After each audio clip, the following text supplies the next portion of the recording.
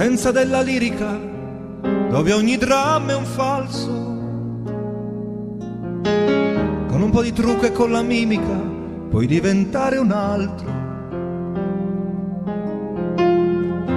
Ma due occhi che ti guardano così vicini e veri, fan scordare le parole, confondono i pensieri.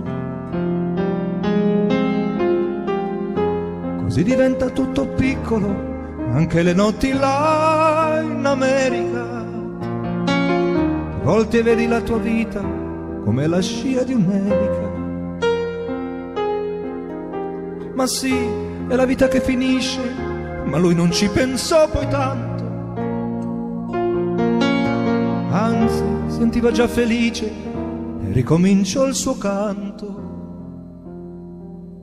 Te